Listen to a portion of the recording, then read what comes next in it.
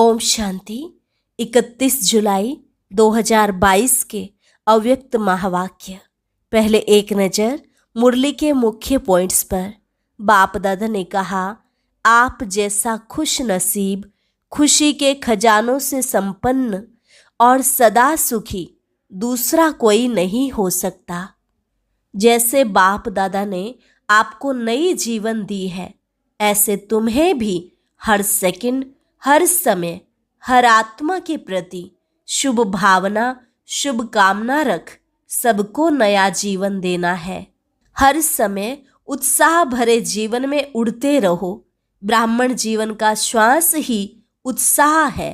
बाप दादा से मिलन मनाते, मुरली सुनते, सदा खुशी में नाचते गाते रहो। फिर बाबा ने कहा, हर एक ब्राह्मण यह जांच करे, क्या आपने 3 प्रकार की संतुष्टता प्राप्त की है। पहला, स्वयं अपना साक्षी बन चेक करो, क्या स्व के चार्ट से स्वयं संतुष्ट हो। दूसरा, जिस विधि पूर्वक बाप दादा याद के परसेंटेज को चाहते हैं, उस विधि पूर्वक मन, वचन, कर्म और संपर्क में संपूर्ण चार्ट रहा। तीसरा, क्या ब्राह्मण परिवार हमारे श्रेष्ठ योगी जीवन से संतुष्ट रहा।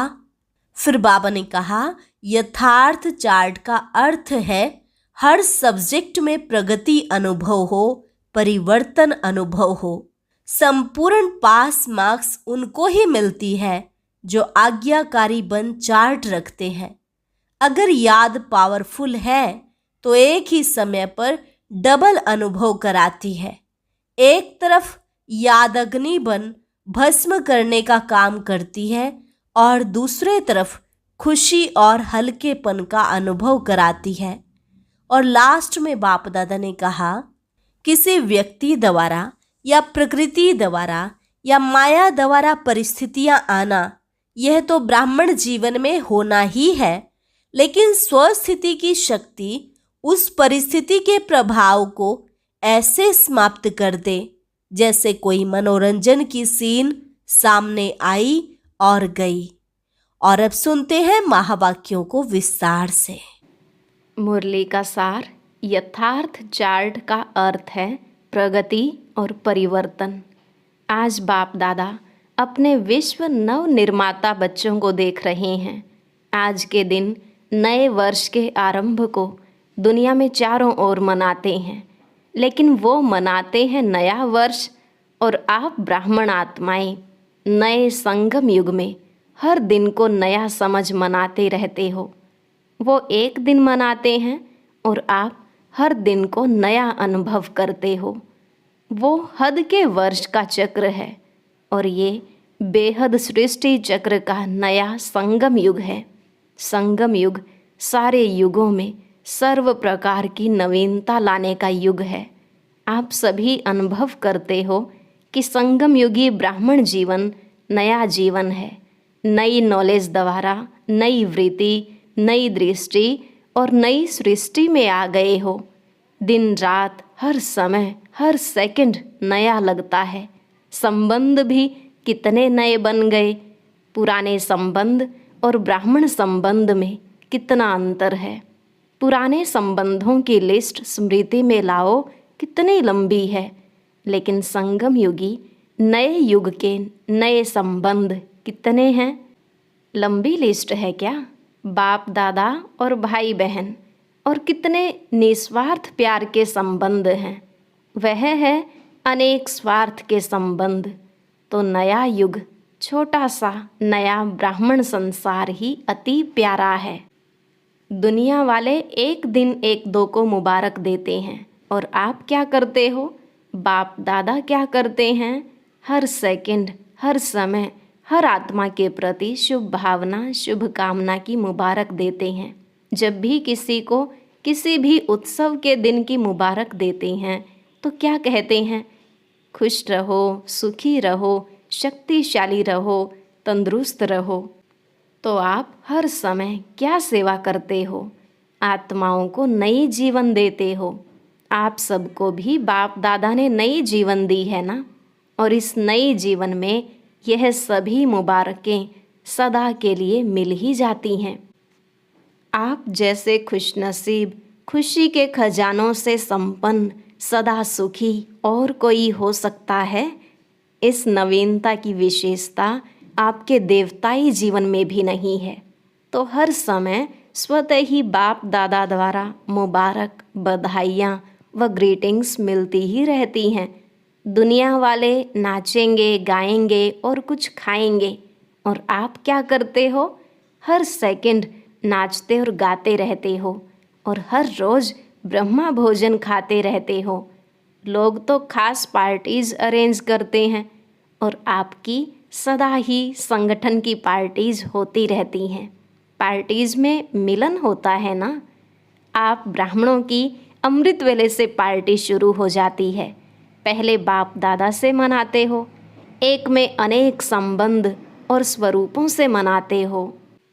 फिर आपस में ब्राह्मण जब क्लास करते हो तो संगठन में मिलन मनाते हो ना, और मुरली सुनते सुनते नाचते हो, गाते हो, और हर समय उत्साह भरे जीवन में उड़ते रहते हो। ब्राह्मण जीवन का श्वास ही है उत्साह। अगर उत्साह कम होता है तो ब्राह्मण जीवन के जीने का मज़ा नहीं होता है। जैसे शरीर में भी श्वास की गति यथार्थ चलती है तो अच्छी तंदुरुस्ती मानी जाती है। अगर कभी बहुत तेज़ गति से चले, कभी स्लो हो जाए तो तंदुरुस्ती नहीं मानी जाएगी ना। ब्राह्मण जीवन अर्थात उत्साह, निराशा नहीं। जब सर्व आशाएं पूर्ण करने वाले बाप के बन गए तो निराशा कहाँ से आई? आपका ऑक्यूपेशन ही है निराशावादी को आशावादी बनाना। यही सेवा है ना। यह तो दुनिया के हद के चक्र अनुसार आप भी दिन को महत्व दे रहे हो, लेकिन वास्तव में आप सब ब्राह्मण आत्माओं का संगम युग ही नवीनता का युग है। नई दुनिया भी इस समय बनाते हो। नई दुनिया का ज्ञान इस समय ही आप आत्माओं को है। वहाँ नई दुनिया में नए पुराने का नॉलेज नहीं होगा। नए युग में नई दुनिया स्थापन कर रहे हो। सभी ने तपस्या वर्ष में तपस्या द्वारा अपने में अलौकिक नवीनता लाई है, या वही पुरानी चाल है? पुरानी चाल कौन सी है? योग अच्छा है, अनुभव भी अच्छे होते हैं, आगे भी बढ़ रहे हैं, धारणा में भी बहुत फर्क है, अटेंशन भी बहुत अच्छा है, सेवा में भी वृद्धि अच्छी है, लेकिन का पूंछ लग जाता है। कभी कभी ऐसा हो जाता है। यह कभी कभी का पूंछ कब तक समाप्त करेंगे? तपस्या वर्ष में यही नवीनता लाओ। पुरुषार्थ व सेवा के सफलता की, संतुष्टता की परसेंटेज कभी बहुत ऊंची, कभी नीची, इसमें सदा श्रेष्ठ परसेंटेज की नवीनता लाओ। जैसे आजकल के डॉक्टर्स ज़्यादा क्या चेक करते हैं? सबसे ज़्यादा आजकल ब्लड प्रेशर बहुत चेक करते हैं। अगर ब्लड का प्रेशर कभी बहुत ऊंचा हो, कभी नीचा चला जाए तो क्या होगा? तो बाप दादा पुरुषार्थ का प्रेशर देखते हैं।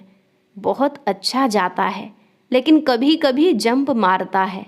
यह कभी कभी का शब्द समाप्त करो। अभी तो सभी इनाम लेने की तैयारी कर रहे हो ना।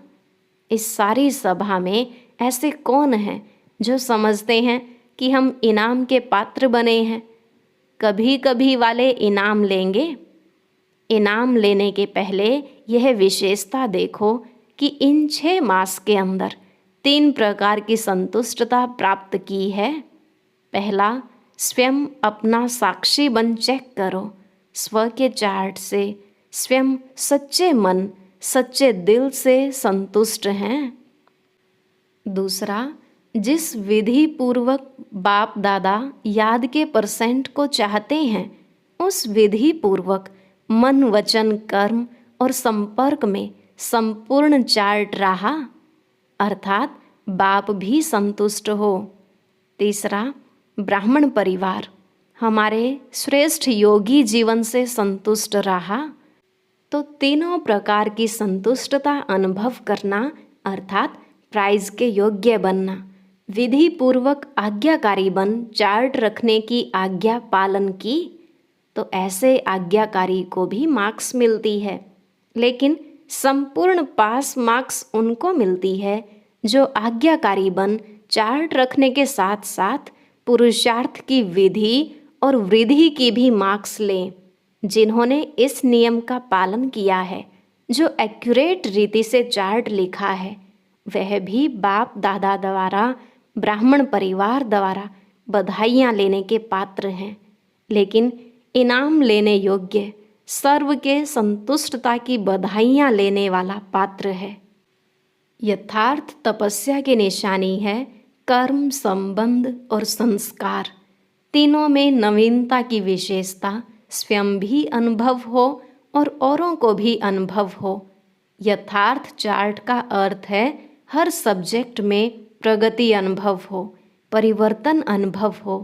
परिस्थितियाँ व्यक्ति द्वारा या प्रकृति द्वारा या माया द्वारा आना, यह ब्राह्मण जीवन में आना ही है, लेकिन स्वस्थिति की शक्ति ने परिस्थिति के प्रभाव को ऐसे ही समाप्त किया जैसे एक मनोरंजन की सीन सामने आई और गई।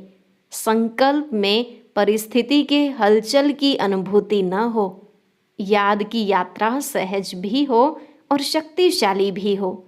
पावरफुल याद एक समय पर डबल अनुभव कराती है। एक तरफ याद अग्नि बन भस्म करने का काम करती है, परिवर्तन करने का काम करती है, और दूसरे तरफ खुशी और हल्केपन का अनुभव कराती है। ऐसे विधि पूर्वक शक्तिशाली याद को ही यथार्थ याद कहा जाता है। फिर भी बाप दादा बच्चों के उमंग और लगन को देख खुश होते हैं। मेजॉरिटी का लक्ष्य अच्छा स्मृति में रहा है, स्मृति में अच्छे नंबर लिए हैं। स्मृति के साथ समर्थी उसमें नंबरवार हैं। स्मृति और समर्थी दोनों साथ साथ रहना, इसको कहेंगे नंबर 1 प्राइज के योग्य। स्मृति सदा हो और समर्थी कभी कभी व परसेंटेज में रहना, इसको नंबरवार की लिस्ट में कहेंगे। समझा? एक्यूरेट चार्ट रखने वालों के भी नामों की माला बनेगी। अभी भी बहुत नहीं तो थोड़ा समय तो रहा है। इस थोड़े समय में भी विधि पूर्वक पुरुषार्थ की वृद्धि कर अपने मन, बुद्धि, कर्म और संबंध को सदा अचल अडोल बनाया तो इस थोड़े समय के अचल अडोल स्थिति का पुरुषार्थ आगे चलकर बहुत काम में आएगा और सफलता की खुशी स्वयं भी अनुभव करेंगे और औरों द्वारा भी संतुष्टता की दुआएं प्राप्त करते रहेंगे। इसलिए ऐसे नहीं समझना कि समय बीत गया, लेकिन अभी भी वर्तमान और भविष्य श्रेष्ठ बना सकते हो। अभी भी विशेष स्मृति मास एक्स्ट्रा वरदान प्राप्त करने का मास है। जैसे तपस्या वर्ष का चांस मिला, ऐसे स्मृति मास का विशेष चांस है।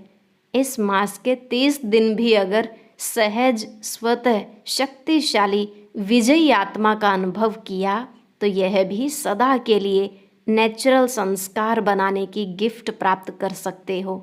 कुछ भी आवे, कुछ भी हो जाए, परिस्थिति रूपी बड़े ते बड़ा पहाड़ भी आ जाए, संस्कार टक्कर खाने के बादल भी आ जाएं, प्रकृति भी पेपर ले, लेकिन अंगद समान मन बुद्धि रूपी पांव को हिलाना नहीं, अचल रहना। बीती में अगर कोई हलचल भी हुई, उसको संकल्प में भी स्मृति में नहीं लाना, फुल स्टॉप लगाना। वर्तमान को बाप समान श्रेष्ठ, सहज बनाना और भविष्य को सदा सफलता के अधिकार से देखना। इस विधि से सिद्धि को प्राप्त करना, कल से नहीं अभी से करना। स्मृति मास के थोड़े समय को बहुत काल का संस्कार बनाओ। यह विशेष वरदान विधि पूर्वक प्राप्त करना। वरदान का अर्थ यह नहीं कि अलबेले बनो, अलबेला नहीं बनना, लेकिन सहज पुरुषार्थी बनना। अच्छा, कुमारियों का संगठन बैठा है, आगे बैठने का चांस क्यों मिला है? सदा आगे रहना है, इसलिए यह आगे बैठने का चांस मिला है, समझा? पका हुआ फल बन के निकलना, कच्चा नहीं गिर जाना। सभी पढ़ाई पूरी कर सेंटर पर जाएंगी या घर में जाएंगी? अगर माँ बाप कहे आओ तो क्या करेंगी? अगर अपनी हिम्मत है तो कोई किसको रोक नहीं सकता है। थोड़ा थोड़ा आकर्षण होगा तो रोकने वाले रोकेंगे। नए वर्ष मनाने के लिए सभी भागकर आ गए। नया वर्ष मनाना अर्थात हर समय को नया बनाना, हर समय अपने में रूहानी नवीनता को लाना। चारों ओर के सभी स्नेही और सहयोगी बच्चे भी आज के दिन के महत्व को जान विशेष दिल से या पत्रों से या कार्डों द्वारा विशेष याद कर रहे हैं और बाप दादा के पास पोस्ट करने के पहले ही पहुंच जाता है, लिखने के पहले ही पहुंच जाता है। संकल्प किया और पहुंच गया। इसलिए कई बच्चों के सहयोगियों के कार्ड पीछे पहुंचेंगे, लेकिन बाप दादा पहले से ही सभी को नए युग में नए दिन मनाने की मुबारक दे रहे हैं। जैसे कोई विशेष प्रोग्राम होता है ना, तो आजकल के लोग क्या करते हैं, अपना टीवी खोलकर बैठ जाते हैं। तो सभी रूहानी बच्चे अपने बुद्धि का दूरदर्शन का स्विच ऑन करके बैठे हैं। बाप दादा चारों ओर के मुबारक पात्र बच्चों को हर सेकंड की मुबारक की दुआएं रिस्पॉन्ड में दे रहे हैं। हर समय की याद और प्यार, यही दुआएं बच्चों के दिल के उमंग उत्साह को बढ़ाती रहती हैं। तो सदा स्वयं को सहज पुरुषार्थी और सदा पुरुषार्थी, सदा विधि से वृद्धि को प्राप्त करने वाले योग्य आत्माएं बनाए उड़ते रहो। ऐसे सदा वर्तमान को बाप समान बनाने वाले और भविष्य को सफलता स्वरूप बनाने वाले श्रेष्ठ बधाइयों के पात्र आत्माओं को बाप दादा का याद प्यार और नमस्ते। रूहानी बच्चों की रूहानी बाप दादा को नमस्ते नमस्ते, गुड मॉर्निंग, शुक्रिया बाबा शुक्रिया। आज का वरदान, अपनी सर्व जिम्मेवारियों का बोझ बाप को दे, स्वयं हल्का रहने वाले निमित्त और निर्माण भव। अपनी सर्व जिम्मेवारियों का बोझ बाप को दे, स्वयं हल्का रहने वाले निमित्त और निर्माण भव। बाबा ने कहा, जब अपनी जिम्मेवारी समझ लेते हो तब माथा भारी होता है। जिम्मेवार बाप है, मैं निमित्त मात्र हूँ, यह स्मृति हल्का बना देती है। इसलिए अपने पुरुषार्थ का बोझ, सेवाओं का बोझ, संपर्क संबंध निभाने का बोझ, सब छोटे मोटे बोझ बाप को देकर हल्के हो जाओ। अगर थोड़ा भी संकल्प आया कि मुझे करना पड़ता है, मैं ही कर सकता हूँ, तो यह मैंपन भारी बना देगा और निर्माणता भी नहीं रहेगी। निमित्त समझने से निर्माणता का गुण भी स्वतः आ जाता है। स्लोगन, संतुष्ट मणि वह है जिसके जीवन का श्रृंगार संतुष्टता है। संतुष्ट मणि वह है जिसके जीवन का श्रृंगार संतुष्टता है। और अब सुनते हैं आज का अव्यक्त ज्ञान मोती।